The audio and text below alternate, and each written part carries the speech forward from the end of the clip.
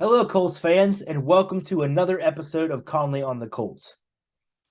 I've been waiting for a little bit to do this video. I wanted to make sure everything was official and announced before I did. So, with that being said, the Colts have filled out their coaching staff underneath head coach Shane Steichen. And to start, I'm going to go through a list of these new hires and give a little information on these guys. But starting this out, I wanted to say that the Colts defensive coordinator Gus Bradley is returning, and not only that, his entire defensive staff is returning. So that to me is huge. I know the Colts defense wasn't elite last year as it has been, but you know they played very well in my opinion, and Gus did a great job with them. So that just having that continuity, and hopefully nothing is going to be changed on the defensive side. It shouldn't, with everybody coming back. So that is huge. I just wanted to start that out by saying that. So the first new hire that I'll bring up is they had to find someone to take Bubba Bentrone's place, the special teams coordinator, because he went to the Browns to be their assistant head coach and special teams over there. And they found his replacement. They've hired former Notre Dame special teams coordinator Brian Madison. I know he's pretty cool. He's a hometown guy, Indiana native, which is always cool to see that type of stuff. And I know that they wanted him pretty good. He comes with a pretty good track record. As far he was the University of Cincinnati's special teams coordinator from 2018 to 2021, and then last year with Notre Dame, the school had a school record of 7 punts blocked. And that includes a stretch of 5 games where they had at least 1 punt block. Like that's pretty cool, and that's awesome to hear, because that's something that the Colts have done well under Bubba as well. Blocking punts. Under him, they were always a top 5 special teams unit. So hopefully that transitions to Brian Madison as well. The next guy I would like to talk about is Jim Bob Cooter. I mean, with a name like that, you can't help but root for this guy. And he seems to have a very good offensive knowledge.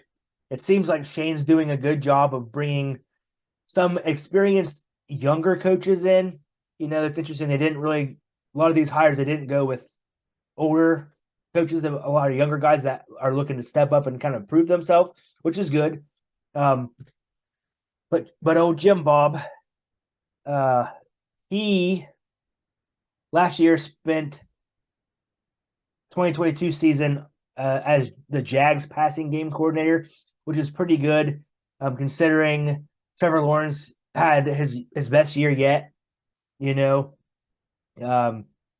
hopefully that transitions over to one of the rookie, or I should say the rookie quarterback that we draft, whoever that may be. In addition to that, he also has a connection with Steichen. He was a consultant for the Eagles in 2021 when Steichen was there, so they do have some similarity there. As well as I wanted to bring up that Gus Bradley and Shane have a familiarity too as well. They were both, when Bradley was the defensive coordinator on the Chargers from 2017 to 2020. Shane was there as well, so they do know each other very well. So that makes things easier in that aspect. The next guy they hired was Cam Turner, quarterbacks coach. And now this is interesting, and I've seen this from other content creators and all that as well, is he's worked with some mobile quarterbacks. He's worked with Kyler Murray and Cam Newton both. So that'll be interesting if they go the route of like an Anthony Richardson, a mobile QB, because they have that QB coach now, or they don't. But he spent 5 years with the Cardinals, quarterbacks coach in 2021, offensive assistant in 2020, assistant offensive quarterbacks coach in 2019, and offensive assistant in 2018. So he has some offensive knowledge when it comes to that. Again, another young guy who seems to be pretty knowledgeable, that's looking to step up. Next guy is DeAndre Smith, running backs coach. last year was the running back coach for the Giants, and obviously worked with Saquon Barkley, and we all know the year he had. Great year. And the Giants were fourth in rushing yards per game last year. And then, I mean, this hopefully even helps Jonathan Taylor become more elite. Last year dealt with a few injuries, and the O-line just wasn't out there to help him. And with this coach coming in, hopefully he can help Taylor have a quote bounce back season as well.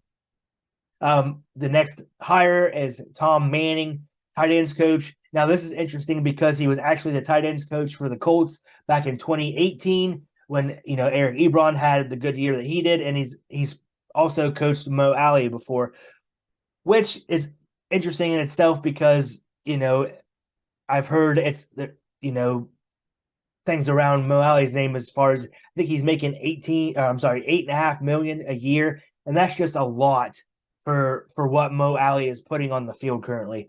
So it'll be interesting to see if they don't cut Mo or renegotiate his contract, if Tom can get Mo some more production out there, because I mean he's got the size, he's got the tools, he just needs to produce a little bit.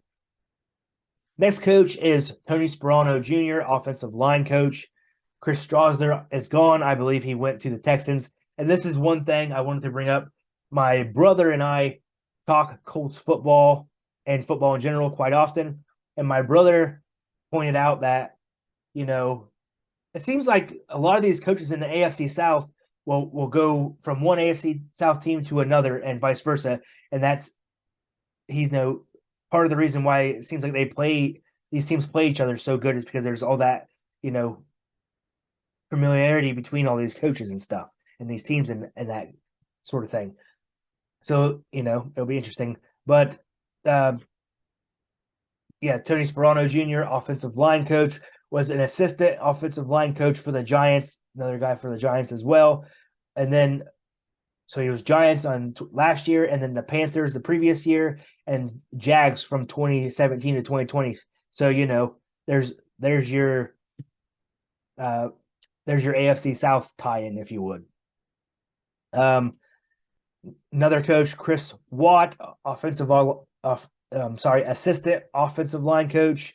Kind of interesting. He was a 2014 third-round pick for the Chargers when Shane was there.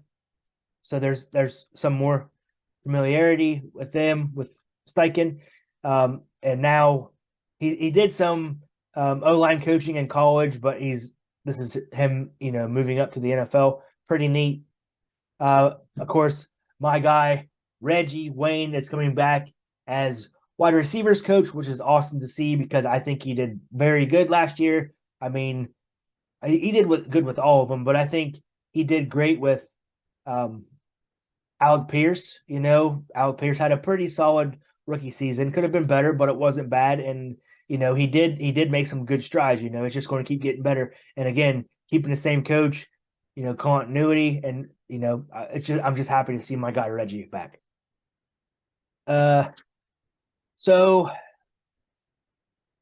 that kind of does it for the coaches I wanted to talk about. It seems like I know in his one press conference that Steichen did say he tried to pull some coaches from Philadelphia, and he couldn't get who he wanted. So it seems like for who he's got, it seems like he's building a pretty good offensive minded team.